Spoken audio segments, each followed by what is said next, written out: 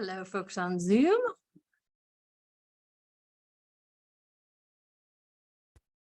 Okay.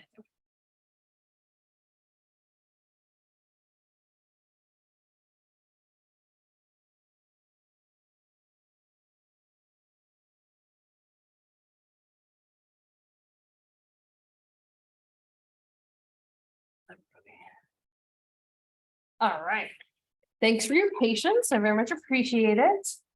So today we're going to keep talking about eating disorders, and depending on how much I talk, we might end up diving into the next chapter as well.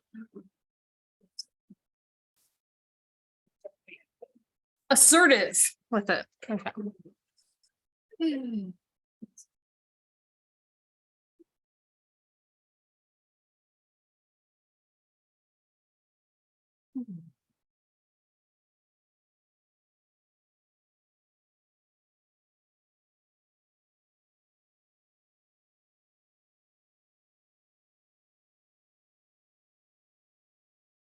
There we go. Okay.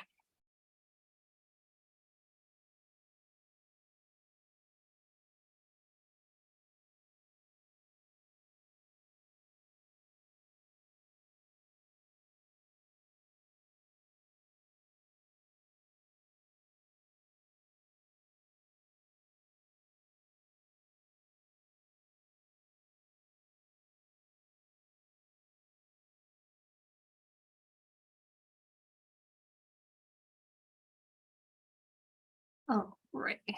So I'm going to go backwards a little bit here, because after our conversation on Tuesday, I actually went and looked up to see what I could find body-wise with the current American Ballet Theater. And this is a picture from that, where again, some of it is quite thin. So this is still a big part of the standard. And certainly I would say not everyone that I looked at was as thin as her, but certainly they're all slender. There's a sort of standard body type that seems to be expected. And lots of people may have heard of Misty Copeland, who is one of the principal ballerinas for American Ballet Theater. And in this video, she actually talks about her struggles with eating. So is it true what they say? All right, there's this awkward part at this beginning where this guy talks about weirdness. So I'm gonna go forward a little bit.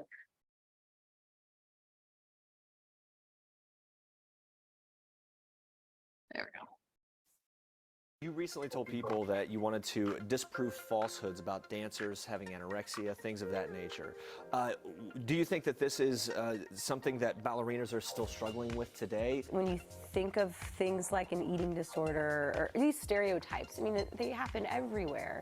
And I would say that from my experience of, 15 years as a professional dancer, that it's really difficult to actually perform and have a lasting career if you have an eating disorder. I've never had an eating disorder, but I definitely was overeating at one point in my career, and it was really difficult for me to figure out what worked for my body and how to take care of it. I think it's about finding balance in your life and enjoying everything in moderation. So I don't believe in dieting. It's about changing your lifestyle. And so I love cakes, I love cookies, I love Krispy Kreme. So, it's about when and how many. The tips are here, the workout moves, all the So just a little bit of her talking about the culture. Here we go. This is the problem. Is the actual computer volume is.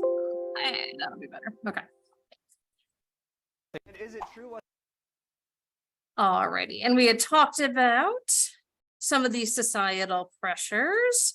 And this is one of my favorite studies to talk about. This is kind of an interesting, quirky one. So this is a study where they really wanted to look at, is it geography?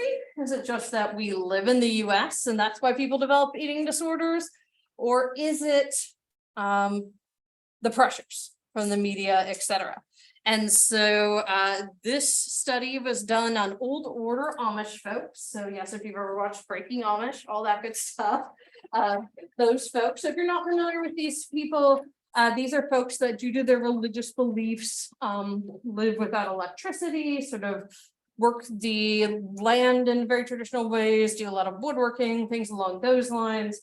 And so for that reason, they're not exposed to these like idealized Western media, right? They're not on Instagram scrolling through Instagram models.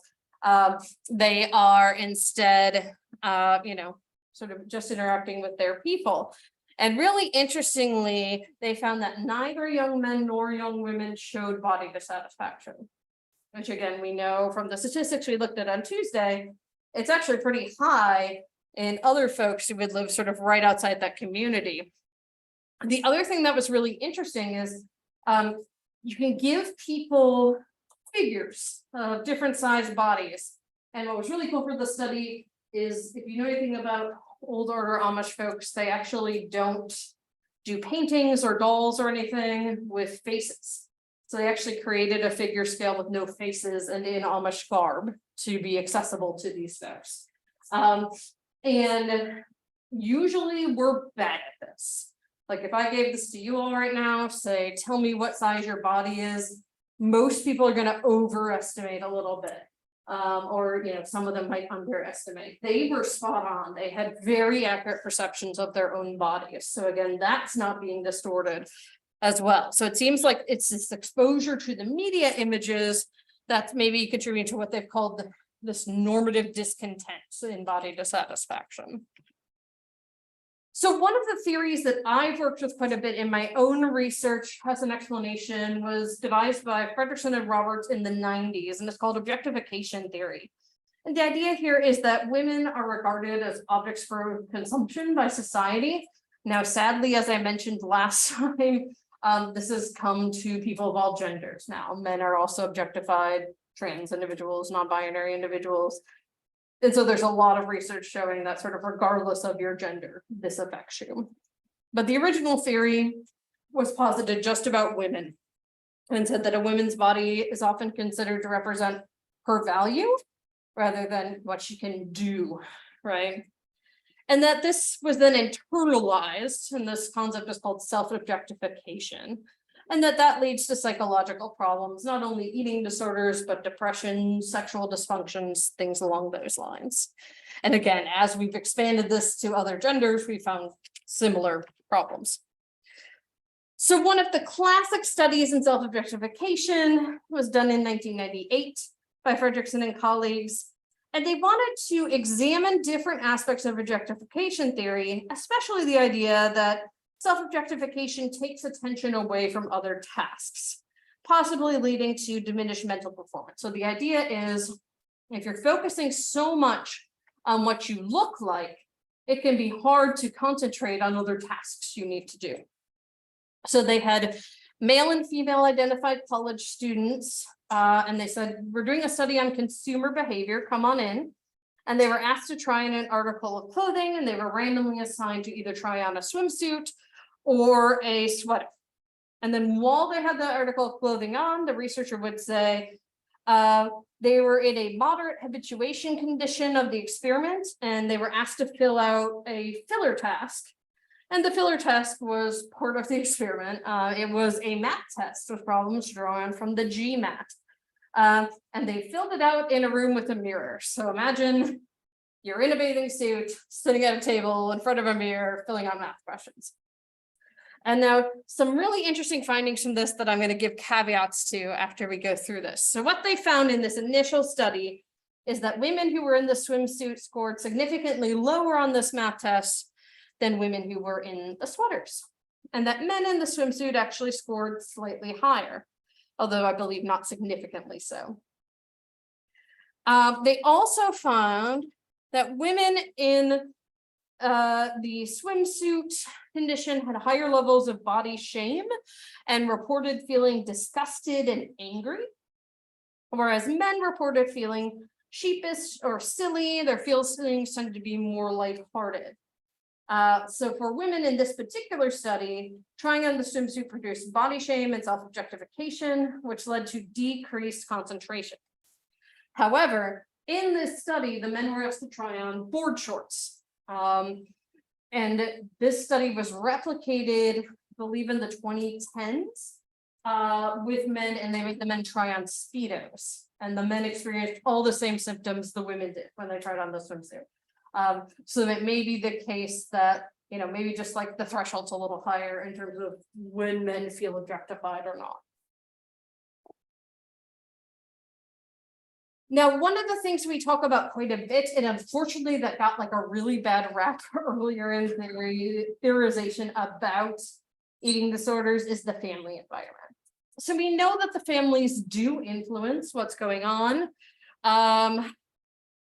But for a long time, sort of going out of psychoanalytic Freudian ideas, it was like, it's your mom's fault you have an eating disorder. And that was like the all end all.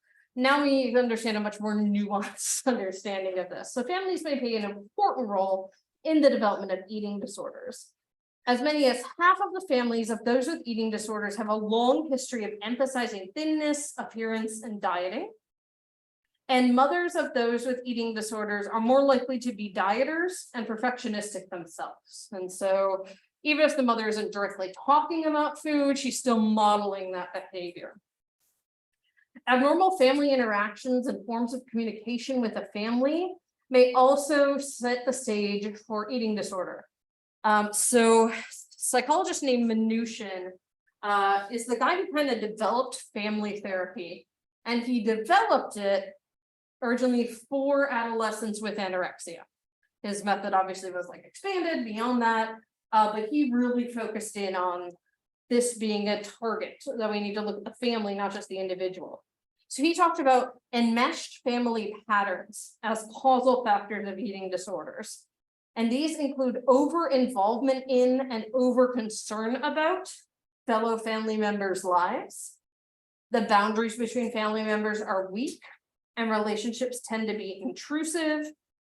And what may happen is that for some adolescents, the refusal to eat becomes a method of control. If they feel like this is the only thing I can control in my life, is my eating or lack thereof. We also know, as I mentioned previously, that there are some biological factors. So there are genetic indications. Relatives of people with eating disorders are 6 times more likely to develop the eating disorder themselves. They've done twin studies with bulimia, and as you can see, it's not quite as clear as some of the other disorders we've looked at, although certainly the identical versus fraternal percentages make it very clear there's a genetic component. But you know, if it was stronger, we would see, you know, closer to like 50-70%. One of the suggested things is that these findings, the genetic findings, may be related to serotonin. It seems like that same serotonin that's implicated in depression and anxiety may also be implicated, particularly in bulimia nervosa. There's some research on neurotransmitters as well. People with bulimia show deficiency in serotonin and in norepinephrine. And hormones. People with anorexia show deficiency in hormones produced by the hypothalamus. It's unclear whether that's causal, right? Or if that's the result of them not adequately nourishing their bodies. Same for the people with bulimia, honestly. And so there's this idea of the diet binge purge cycle, that food restriction, this very rigid dieting, often leads to preoccupation with food. And this is something really interesting we see in clients with eating disorders, is they will be obsessed with food, they'll love to watch cooking shows, they'll cook for other people, but then not eat it themselves. I had a client once bring me banana bread she makes. It's like, okay, we got to process this, right? And so they obsess about food. If they slip and eat something they think they shouldn't, or overeat, binge, there's this absence violation effect. It comes from a cognitive distortion of black and white thinking, that some foods are good, some foods are bad. If I'm eating my rigid way, I'm good. If I don't, I'm bad. And arbitrary influence. I'm messed up with eating, that means I'm a bad person and I must somehow compensate. I blew it, I might as well blow it all the way. And so that will lead to binge eating. There's anxiety, guilt, and bad feelings. We know that can lead to binging, but then those will amplify with the binge. And so they'll purge as a behavioral way to decrease that negative affect. They'll feel like I've taken away the calories, so now I'm a good person again. Or sometimes it's negative reinforcement, right? If I throw up, I feel less guilty, therefore you throw up more often. And then you start to get more of the like, okay, I fell off the wagon, but I can do it, I must do it, and then the cycle continues.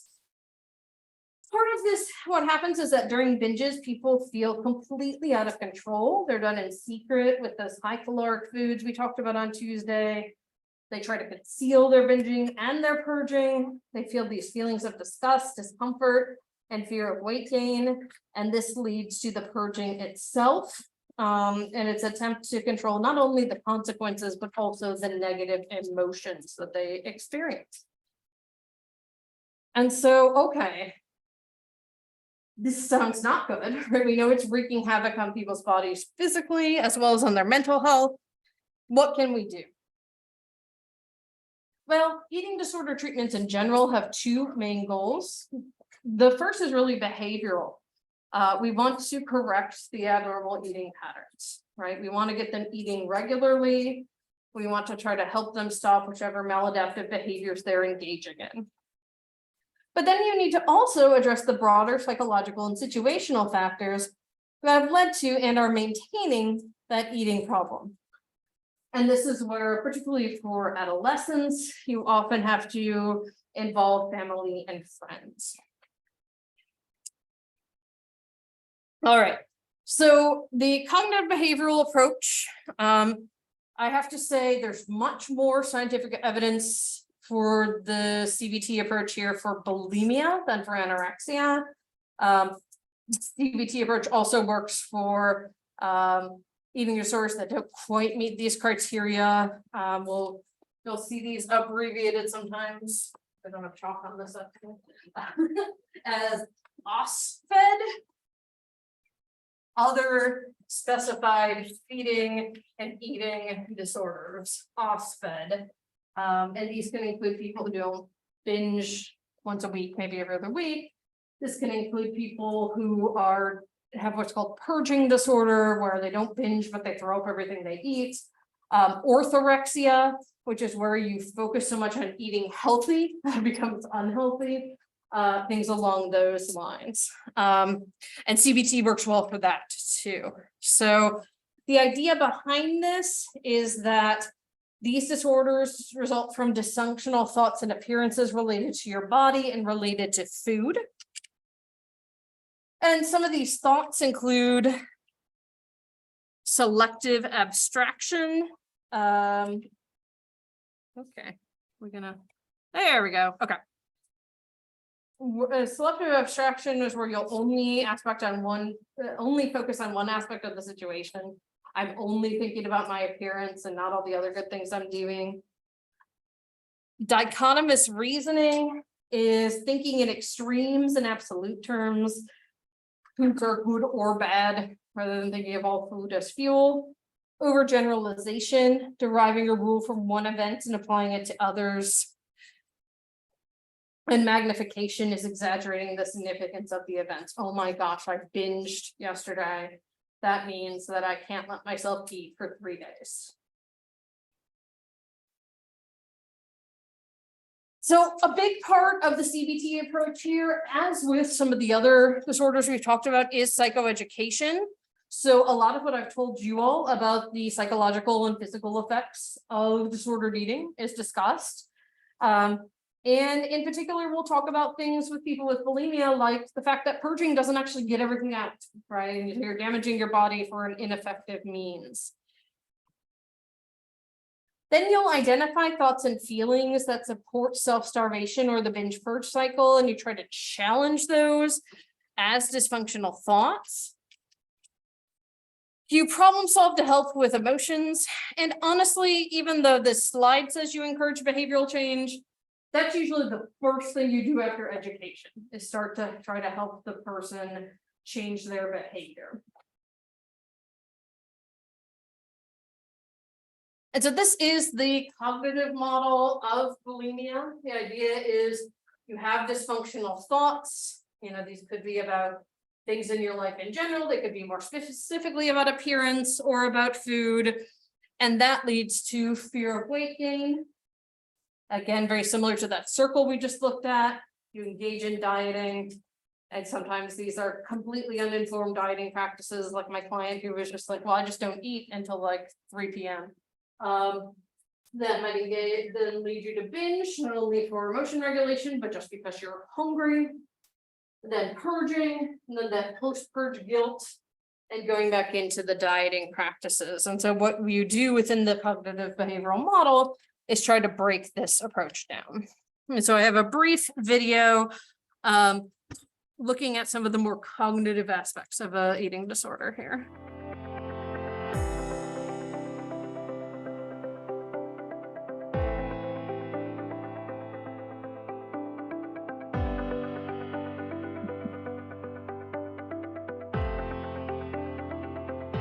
How are you feeling about how this week went, Susie?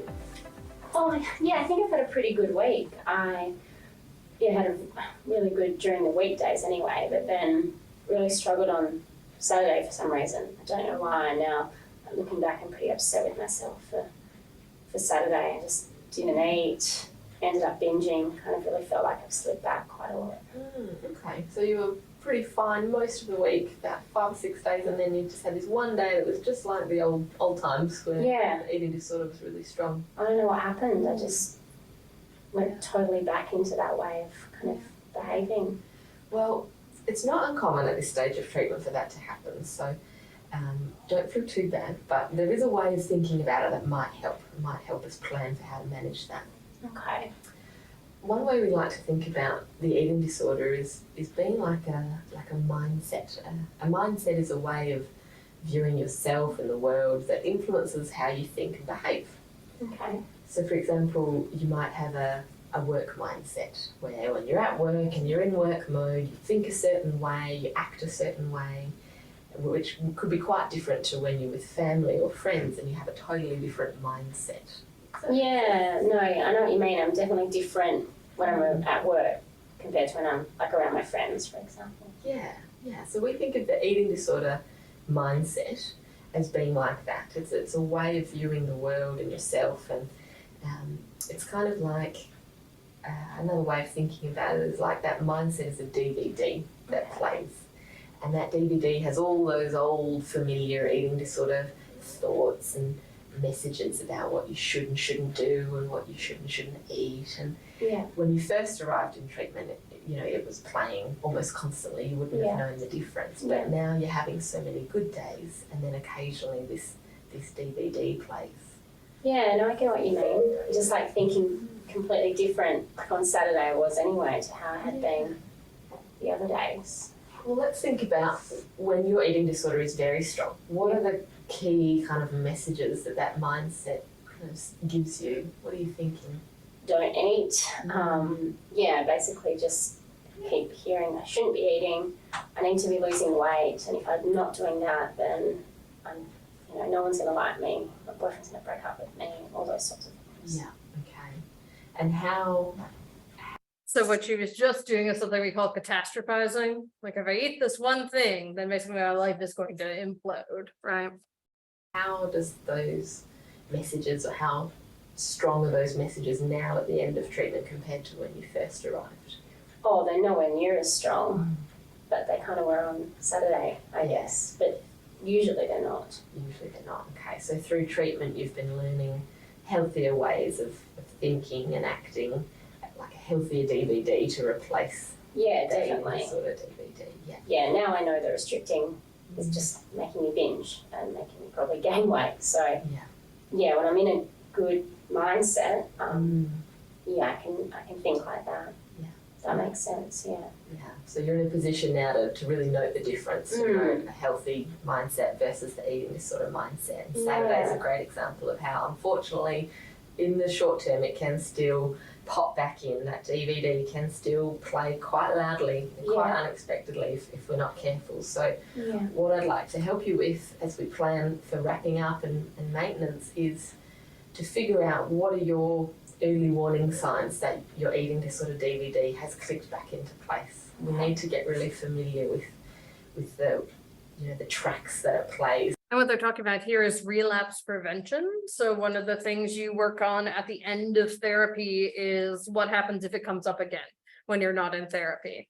And so we would do things like tell the person it's a lapse, it's not a relapse, and then you can just, you can say, oh, I had one bad day and go on. So that you can catch it early and do the right thing, and do the healthy thing, Kind of get back on track as soon as I can. as quickly as possible. The longer the DVD plays, the more entrenched it can become. So you want to pause it or eject it as early as possible and do the healthy thing, and that will help that DVD get quieter and quieter, and eventually, hopefully, not play at all. Okay, then that sounds good. Yeah. Okay, great.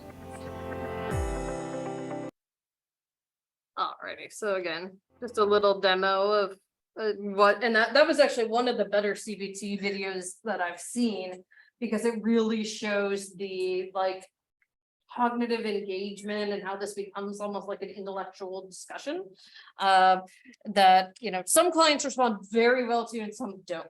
So for adolescents, for example, and in some other folks who are enmeshed with their family, still living at home, a family systems approach is going to be much more effective. And in fact, for anorexia nervosa, this is where the research shows that it's supported. So in this type of therapy, the person with the eating disorder is not the client, it's the whole family. And the idea is that the eating disorder is indicative of a problem in the larger family system rather than a problem with that individual. That this is the person with the eating disorder is referred to as the identified patient, but the whole family is not doing great. It's the system that needs help. The parents are urged to oppose the child's disordered eating behavior. Parents are not always good at this. Some parents really kind of just want to be their child's friend. Some parents get really scared when there are eating disorder issues, completely understandably, and so they won't engage. And so it's getting them to start rejecting it. And once the eating disorder has diminished, the therapy then focuses on decreasing that enmeshment and looking at what is preventing this person or the whole family from feeling like they can function independently of each other.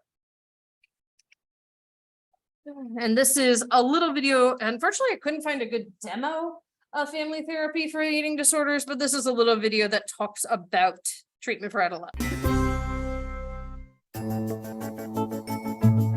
Well, if you're wondering what is the best adolescent eating disorder treatment option, on the one hand, there's no one treatment option for adolescents or for anyone that works perfectly well for everybody. On the other hand, we do have some good scientific research, clinical research in eating disorders that does give some support to certain types of treatments for eating disorders specific to adolescent treatment. So one example of that is actually a type of family therapy for anorexia nervosa in adolescents. It's sometimes referred to as the Maudsley method of family therapy. Maudsley because it was developed in England at the Maudsley Center. And I guess in brief, what this treatment entails is basically working with the family to empower the family, and usually specifically the parents, to actually empower them to take control of the eating within the family and sort of help structure meal times and eating so that a child or adolescent is moving along the process of eating disorder recovery and normalizing their eating. So this treatment is sometimes a surprise to some people. Older approaches to eating disorders treatment took a look at things like, oh, the parents might be causing eating problems and are trying to control eating too much, and the eating problem is a reaction to that, and we should take parents out of the picture. The Maudsley method really sort of turns that on its head and says, look, if you were a parent and you were watching your kid waste away of cancer, would you sit back and allow the child to keep going about their business, or would you sort of step in and try to intervene in a constructive way. And of course, what the family therapy tries to do is help that intervention by parents happen in a constructive way and not a destructive way. So that's one type of. I thought that was a really nice description of family therapy, and I love the analogy she uses for like if your child had cancer, you wouldn't just sort of sit on your hands, right? And it's weird, but like people don't necessarily think of eating disorders in the same way as like this is a deadly disease that your child has, right? So framing it that way can help people realize like, oh, I actually need to, you know, take them to therapy, get them treatment, just like you would if you had a child with cancer, you would go and get them the best treatment possible. Sometimes what happens with people with anorexia in particular is that treatment just has to focus on getting them back to a weight that's sustainable, right? So if they are at a very low dangerous weight for their particular body, then this is where inpatient treatment comes into play, where there's medical monitoring and just trying refeeding to get them to a place where like their vitals are stabilized and things like that. So the initial aims for this particular treatment are restoring proper weight, helping them to recover from any malnourishment they may have, because oftentimes people with eating disorders, particularly people with anorexia, develop lists of good foods and bad foods, and the list of good foods dwindles to where there might only be 3 foods they let themselves eat. And if all you're eating every day is like tuna fish and apples, you're missing out on a wide variety of things that will give you nutrients that you need, right? So you need to keep that in mind as well. And you try to restore regular eating. This can be done inpatient. It really depends on the person's physical health. If their physical health is at risk, you want them inpatient so that they can be medically monitored. In life-threatening cases, clinicians may need to force tube and intravenous feedings for the patients. This, as you can imagine, does not go well, particularly in people where anorexia is their way of controlling things, right?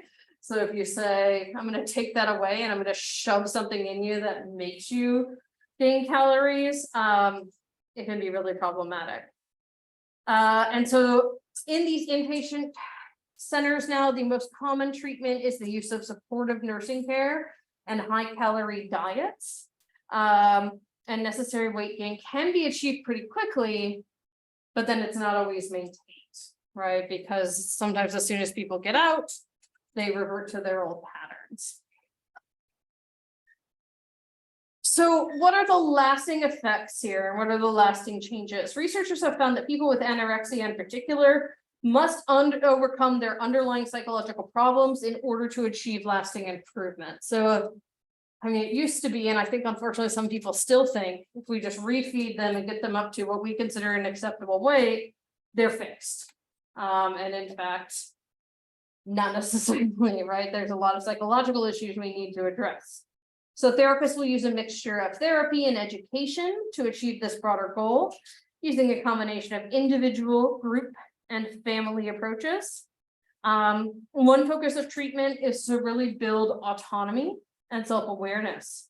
So helping patients recognize their need for independence and control, and recognize and trust their own internal feelings. There's actually research showing that people with eating disorders in general, but in particular anorexia, develop what's called a lack of interoceptive awareness. They don't understand what they're feeling, and sometimes they even do not fully recognize their own feelings of hunger and satiety. For example, they don't understand or pay attention to things going on inside their own body, either emotionally or physically. Another focus of treatment is correcting disturbed cognitions, particularly client misperceptions and attitudes about eating and weight. So this is where those cognitive approaches can be really helpful, correcting ideas that, you know, I have to be thin or no one will like me, and educate them about bodily distortions. Another focus of treatment, again, is changing those family interactions. And the main issues are often those boundaries, that enmeshment, and working on separation, and like everyone in the family having their own life. It sounds so weird out of context, but true. All right. So what are some of the pros and cons here? Well, there are some positives. As you saw, weight gain is quickly restored often. About 83% of patients who had that weight gain through inpatient therapy showed improvements after several years. If they'd lost their period, it comes back. And as I mentioned previously, some of the other things bounce back as well, like their brain mass comes back, they can regain muscle. And in fact, it's really cool. A lot of inpatient treatment facilities and even outpatient facilities are now starting to incorporate yoga and other movements that allow the person to like start understanding their body, trusting their body, and learning how to be physical without over exercising. So for example, I collaborated at one point with a local eating disorder therapist that like her therapy building has a small yoga studio in it because she does yoga with her eating disorder clients. The death rate from anorexia is declining, which is good, but it remains the most deadly psychiatric illness. Some negatives of treatments: close to 20% of patients remain troubled for years, and recovery is not always permanent. These behaviors reoccur in at least a third of recovered patients, and they're usually triggered by some sort of stress or stressor. Many patients still express concerns about body shape and weight, and this is one point. So the big conference I go to every November is the Association for Behavioral and Cognitive Therapies. And so I attend a lot of presentations about research on treatment for anorexia and bulimia and other eating disorders. And this is something I'm hearing over and over, that we have done a poor job with addressing the body shape and weight, those sort of underlying things. And so people are trying to figure out how to reincorporate that. And make sure that's addressed so that we can reduce the sort of rebound rate.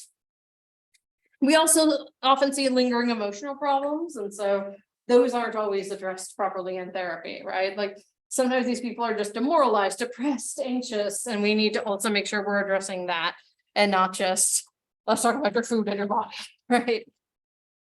All right, so in terms of treatments for bulimia, the initial aims here are to eliminate those binge purge patterns, establish regular eating habits, and eliminate underlying causes of those patterns of bulimic behavior.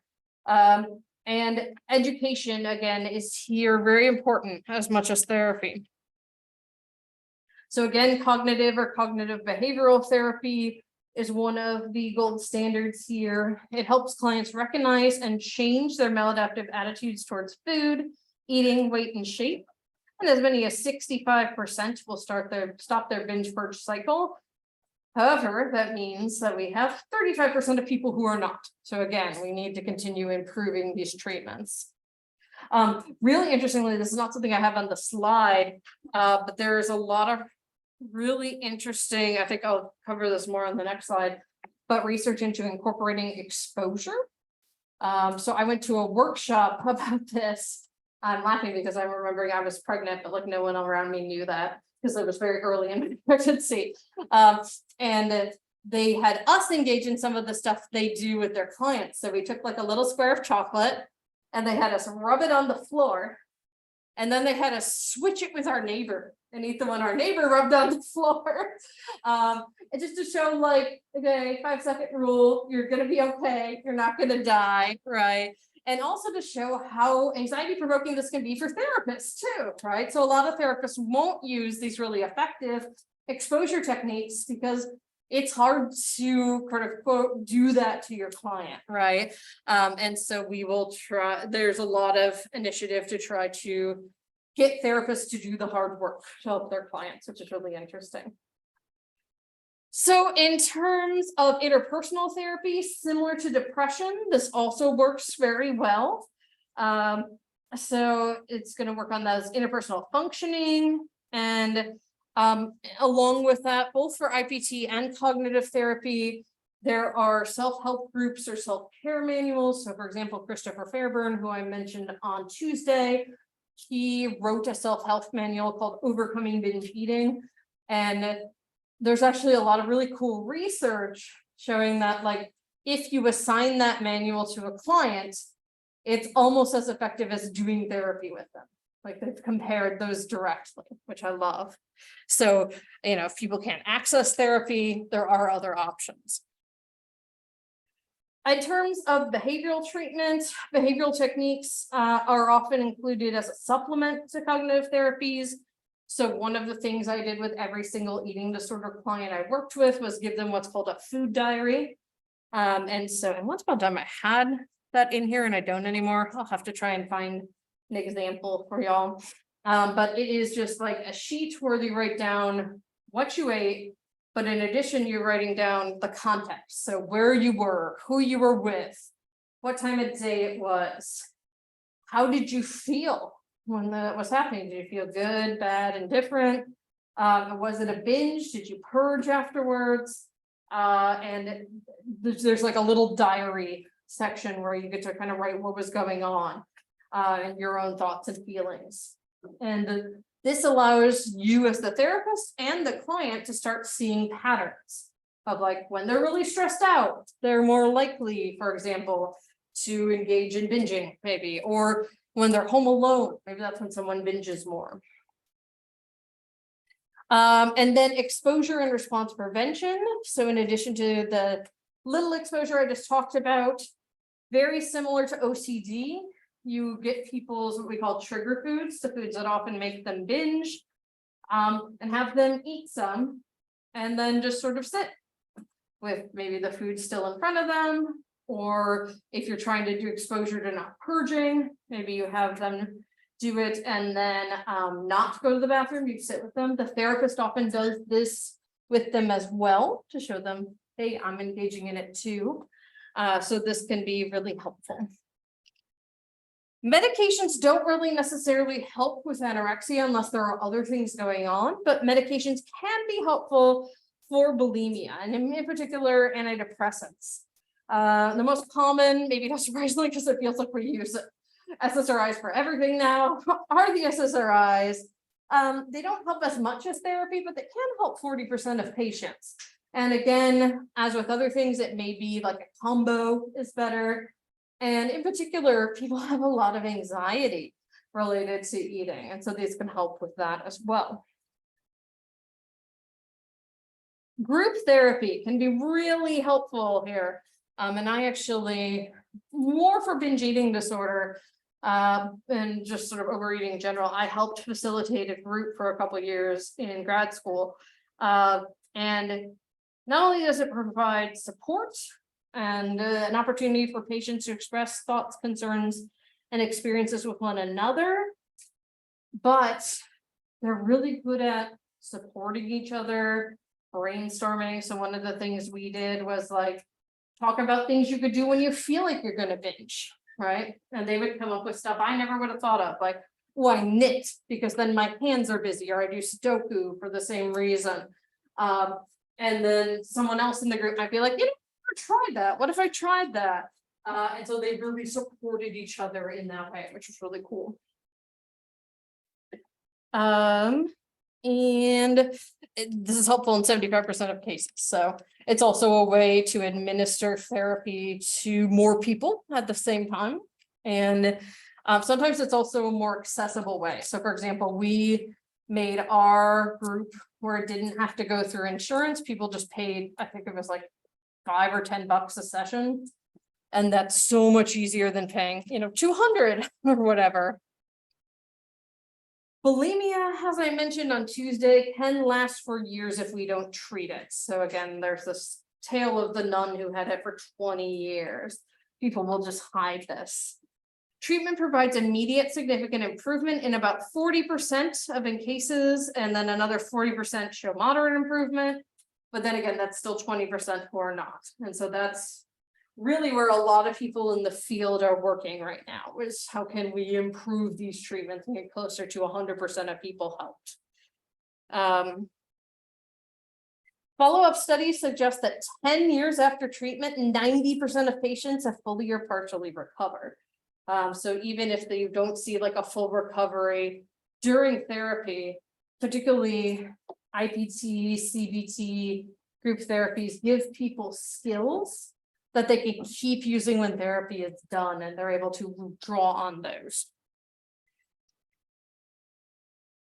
However, relapse or lapse can be a problem, even with those who respond successfully to treatment. These are often triggered by stress, similar to folks with anorexia, and they're more common around folks who've had bulimia longer, purged more frequently, had histories of substance use, so it's more complex case, and had lingering interpersonal problems. Finally, treatment may also help to improve overall psychological and societal and social functioning. So this is something that really important that I want to, again, like just take sort of a sidebar and talk about. For a long time, and again, this has changed, thank goodness, but for a long time, for any type of therapy research, they would look for people who had sort of pure cases. So like if you're going to be in a trial for a treatment for bulimia nervosa, you could only be diagnosed with bulimia nervosa. If you had anything else, they would exclude you. Well, during the 4 years I treated people with eating disorders while I was in graduate school, I only ever encountered one person who only was diagnosed with an eating disorder. Everybody else that I treated had usually a comorbid mood disorder, depression, bipolar, maybe an anxiety disorder, maybe PTSD, maybe a personality disorder. So if we're testing treatments, and again, I know about eating disorders because it's my area of specialty, but we can apply this to any range of disorders.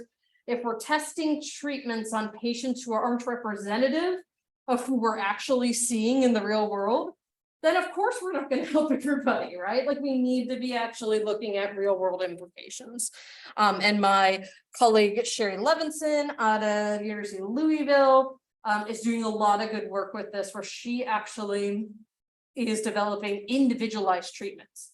So she has people like complete some data for about a week before they start treatment, analyzes the data just for that person, looks at their most predominant symptoms and treats those. And it's just as effective, if not more effective, than doing the full treatment for eating disorders. So again, more accessible, more individualized. All right, next we're going to talk about prevention and intervention. There's been a lot of effort to try to prevent eating disorders because they're so devastating and because they're unfortunately so wide-ranging.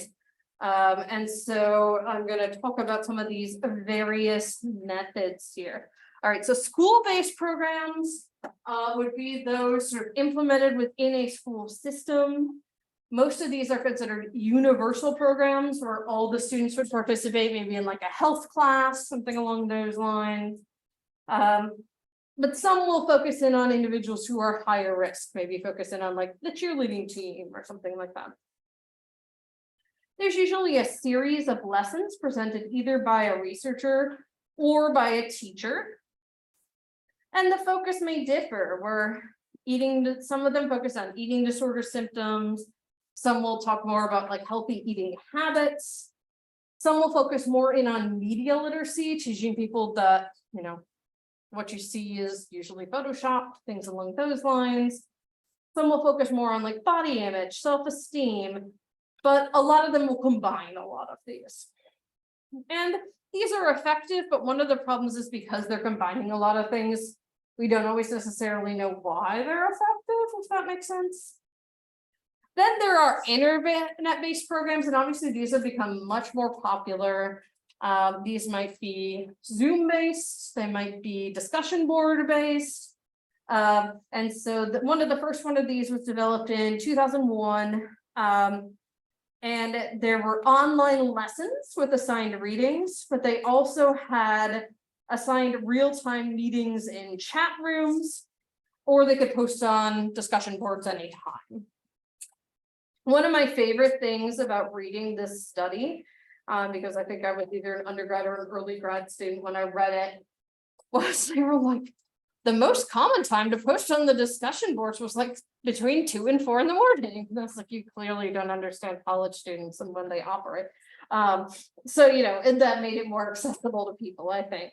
And after completing this, the results showed that people felt that it was helping prevent negative attitudes about weight and shape. So they were feeling less bad about their bodies. They scored significantly lower on measures of disordered eating behavior, even though that wasn't necessarily directly addressed. They showed higher levels of self-esteem. They felt high levels of social support, and they reported satisfaction with the program itself. Pretty cool. All right, so probably my favorite study ever. Yes, when you're an academic, you have favorite studies. This is by Neva Perron, who's one of the giants in the field of body image, body dissatisfaction prevention. So she went into an elite ballet school in Toronto, Canada. And as we've established from looking at the pictures, this is a high-risk group, not in her particular study, but something else I read. That's the like anecdotes of ballet schools needing to replace their pipes because so many of the girls were purging that the stomach acid actually ate away at the pipes. Horror stories like this. And so Perron's goal was to decrease the emphasis on weight and shape by changing the way the school thought about the diversity of body types, thought about puberty, thought about growth. And one of the really cool things she did is this was a participatory model. So she sat the students down in focus groups and said, what would help you? She didn't come in and say, I'm going to implement this because I know what I'm doing because I'm the smartest person. She said, no, what would actually be helpful to you? And the students said, the biggest problem is our teachers. So they actually worked with the teachers and said, the teachers can correct, put you in the proper body position for ballet, but they cannot comment on your weight or shape. And they can emphasize and set conditioning. And throughout the study, the students met in small discussion groups. They talked about eating practices and body image, and also just sort of like empowerment and feminist ideas.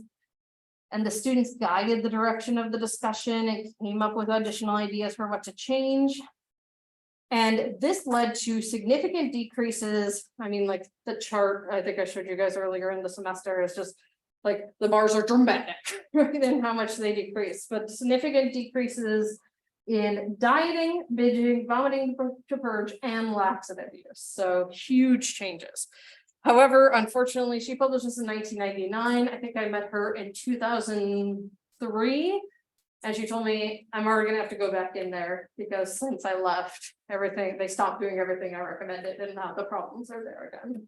So again, these prevention programs can work, but you need to keep doing them. And then there is, you know what? I forgot to talk about the treatment or therapy-based programs. So they'll focus on life skills. They'll focus on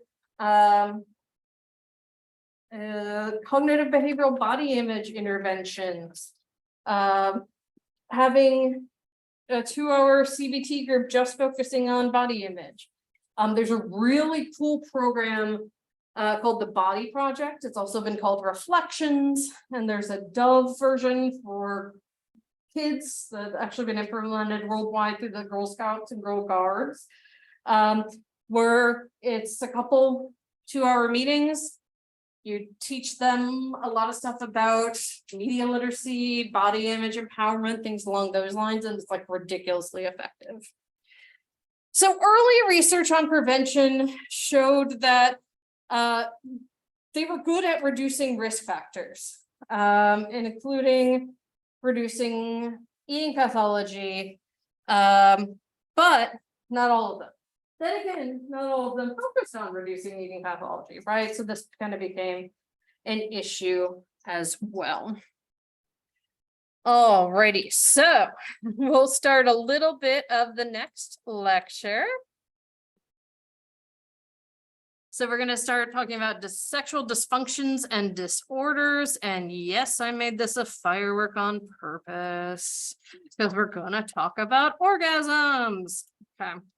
All right, this is something I do with everybody because I know this gets awkward even though we're all adults. Everybody say penis. There we go. Everybody say vulva. All right, we're gonna talk about those terms, and so we need to like get that out of our systems. Okay, so there are several different types of disorders that we'll talk about. They're all kind of lumped together. There are psychologically linked sexual dysfunctions, which are problems with sexual responses. There are paraphilias, which are sexual urges and fantasies in response to socially inappropriate objects or situations. And then there's gender dysphoria, which used to be called gender identity disorder, which is the diagnosis that we give to people who are trans, who are distressed by their gender identity not matching their outward appearance. And then sexual behavior is a major focus of our private thoughts and public discussion, but in weird ways, right? Like we make jokes about it, but we don't necessarily talk about healthy sexual functioning or like how people's bodies work and things along those lines. And so that can make people who suffer from, particularly the first group we're going to talk about, sexual dysfunctions, make it really problematic because they don't know who to talk to. They don't know if they can talk to anybody about it. And they think they're the only ones experiencing this, so there's just something flawed with them. When in fact, as you'll see just from these initial statistics, these happen in a lot of folks. So about 31% of men, 43% of women in the US alone suffer from such a dysfunction during their lives. And so these disorders are ones in which people cannot respond normally in key areas of sexual functioning. And we're going to walk through what all those are. Sexual dysfunctions are typically very distressing for folks, and they can lead to sexual frustration, guilt, loss of self-esteem, and interpersonal problems, particularly with their romantic partner. All right, so this is the sexual response cycle, and I'll talk about some of the caveats for it as we go through. But first, we're going to talk about the male one, then we're going to talk about the female one. Recognizing in both cases, this is sort of just the typical one, and it doesn't look this way for everybody. And this was really developed based on the research of Masters and Johnson. So if anyone ever watched the show Masters of Sex, that was about them and their research. So sexual desire is the urge to engage in any type of sexual activity. So that's what's first. You got to have the desire to do it, right? So this is an urge to have sex, can be sexual fantasy, sexual attraction to others. And then you'll get into the excitement or arousal phase, which is marked by changes in the pelvic region. So for men, we have general physical arousal, increases in heart rate, muscle tension, blood pressure, and rate of breathing. And it also is a psychological experience of arousal and pleasure and the physiological changes. So in men, this is the erection of the penis. We have vasocongestion, which is the filling of the blood vessels and tissues with blood. Engorgement is caused by vasocongestion. And then there's myotonia, which is muscular tension. And so during the excitement phase, many muscles throughout the body become more tense. And then you have the orgasm phase. Once upon a time, the Masters and Johnson talked about there being what they called a plateau phase before this, where you just kind of stayed in excitement for a while. More modern research suggests the plateau phase isn't really a thing. And so that's why it's not on this particular diagram. And so sexual pleasure peaks and sexual tension is released as the muscles in the pelvic region contract rhythmically. And for men, semen is ejaculated as well. Physiologically, this is the discharge of the built-up muscle tension. After orgasm, males have a refractory period during which they cannot achieve full erection in another orgasm, and that refractory period will differ greatly from person to person. And then there's the fourth stage called resolution. Here your muscles relax, and anyone of any gender experience a deep state of relaxation. Sometimes people just fall to sleep. All right, so in women, it's a little different, or I should say people who have clitorises. And so you still have the same sexual desire phase, And in the arousal or excitement phase, here we have the same thing that happens in the penis happens in the clitoris. So anatomically, the penis and the clitoris are the same. They're just differentiated in utero. And actually the clitoris has more nerve endings than the penis, even though it's much smaller. So the clitoris becomes engorged, as do the labia. And then you also have vaginal lubrication. And so then during orgasm for women, the outer third of the vaginal walls contract. Physiologically, similar to men, this is the discharge of the built-up muscle tension. And females don't necessarily have the same refractory period. Again, this will depend on woman to woman, just like for men. So some women can be multiply orgasmic for this reason, but not all women are, and it's okay if people have different refractory periods, different experiences. Resolution here is your muscles relaxed, you have that deep relaxation. Women can have resolution without orgasm. As you can see, it's not as relaxing. All right, so the disorders, the reason I go over that cycle is because the disorders and dysfunctions are broken down in that cycle, in the phases of that cycle. So the first thing we're going to talk about are disorders of desire. So these the desire phase of the essential response cycle consists of an urge to have sex, sexual fantasies, attraction to others.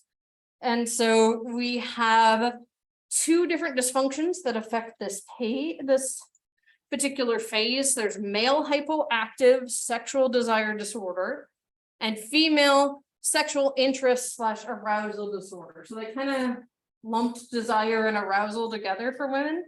And that was new for the DSM-5. They kind of reorganized these quite a bit in the DSM-5. Wow, that is really eye-bleeding. I apologize. Hang on just a sec. Let me try to fix that. It's like I can barely look at it. I can't imagine what it looks like for y'all. All right, let's make that black. Oh, that's a little better. All righty. Okay. Yeah. Let's not cause eye problems. This is what happens when I convert stuff to Google Slides sometimes. Okay, so symptoms. Male hypoactive sexual desire disorder is characterized by a lack of interest in sex and little physical or sexual activity. But if they do engage in sex, often their physical responses are normal. So this is not like erectile dysfunction. This is just like not having a desire to engage in sex. Some of you might already be like, wait, why is this a disorder? What if there are people who are just asexual or don't want to have sex as often? Ding, ding, ding, right? It's sort of interesting because we have this like lack of desire disorder on both sides, but there's not a like over interest, even though we know that some people have like compulsive disorders, for example, where they masturbate too often, or they only think about sex and it gets in the way. And that has a lot to do, I think, with like what's normalized in our society. So it's interesting to think about why we pathologize not wanting sex, or we don't pathologize wanting sex too much. So just a sidebar there. And same thing for women here. Lack a normal interest in sex. Who gets to decide what's normal, right? Rarely initiate sexual activity. May experience little excitement during sexual activity, are unaroused by exotic cues, and experience few genital or non-genital sensations during sexual activity. And so here you can start to see, I think with this last one, why if you think someone has one of these disorders, you should also refer them to a physician to get like a medical workup as well, right? Because it could be they have sexual interest / arousal disorder, or it could be they have a neurological disorder where they can't actually feel anything in their vulva or their vagina, right? And that's different. So you want to always be looking at physiological things too. And so these are the actual diagnostic criteria. Again, the fact that we have a lot more details for women is interesting. Why do we need to distinguish it by gender? I don't know. I mean, anyway, I think it's good that we have diagnoses for these. I think we need to probably like reevaluate how we're diagnosing them. That's again, just my sort of like basic opinion on someone who got a year's worth of training in how to like take a sexual history and treat sexual dysfunctions. For men, persistent recurrent deficiency of sexual thoughts or fantasies and desire for sexual activity, it's got to be 6 months or more. And I think this is one of the ones that like the significant distress or impairment becomes the most important, right? Because if a person is just asexual and like is cool with that, they shouldn't be diagnosed with one of these, right? Like ACE is a thing that exists. And so they have to be distressed or impaired by it. And then for women, it's lack of sexual interest and or arousal lasting 6 months or more. And you have to have at least 3 of these symptoms. So absent or reduced frequency or intensity of sexual interest, absent or reduced frequency or intensity of sexual thoughts or fantasies, absent or reduced frequency of sexual initiation or receptiveness to a partner's sexual initiation, absent or reduced frequency or intensity of sexual excitement or pleasure during almost all sexual encounters. And again, that's why you want to really look at physiological things too, to make sure we're not diagnosing someone with a psychological disorder who has physical issues. Absent or reduced frequency or intensity of responsiveness to sexual cues, absent or reduced frequency or intensity of genital or non-genital sensations during almost all sexual encounters. And again, we need to have distress or impairment or it's not a psychological disorder. Okay, so what causes these? And you'll see sort of similar reasons pop up for a lot of these disorders throughout the semester. So biologically, a number of hormones can interact to produce sexual desire and behavior. And so those hormones are off. That can lead to this being off. That can lead to lower sex drive. And these hormones, people tend to just think of testosterone, I think, but it also includes estrogen and prolactin. And that is in people of any gender. So people are like, only dudes have testosterone and only women have estrogen. Not true, right? We all have all of these. And so their combination and how they interact can affect anyone. Sex drive can also be lowered by chronic illness, some medications. So for example, some people on birth control will experience lowered sex drive, and some type of psychotropic drugs and a number of illegal drugs can affect you as well. So if you're super drunk, it may be hard to get aroused. In terms of psychological, well, I guess alcohol is legal, but you know what I mean. Psychological causes, a general increase in anxiety or anger makes you not want to have sex necessarily, right? I mean, that much is kind of obvious. If you're someone who's just having a lot of fears, memories, problems going on, particularly let's say you have PTSD related to a sexual trauma, right? You're just not going to want to engage in sex, and that's okay, right? Unless again, it's distressing to you. Certain psychological disorders, including depression and OCD, can also be linked to these sexual desire disorders. Again, imagine someone with a contamination, OCD fear, and now we're going to engage in one of the things that involves the most exchange of bodily fluids, right? It can be problematic for them. And then in terms of socio-cultural causes, we have attitudes, fears, and psychological disorders that contribute here.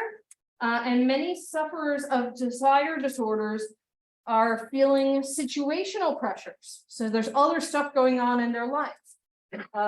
Maybe there's been a death in the family, job stress, infertility is a huge one. When couples are trying to get pregnant, like sometimes the doctor will be like, you have to have sex every other day, blah, blah, blah, blah. And like when it's prescribed like that, it doesn't necessarily feel exciting, right?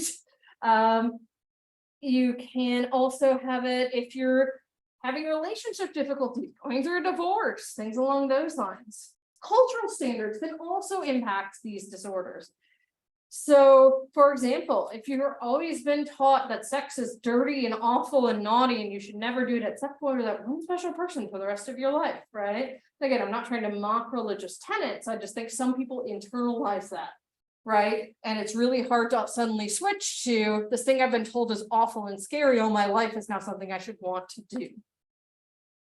And then again, trauma, particularly molestation or assault, are likely to produce sexual dysfunction. Okay, we will stop there for today. And we will pick up there on Tuesday. Everybody have a great weekend.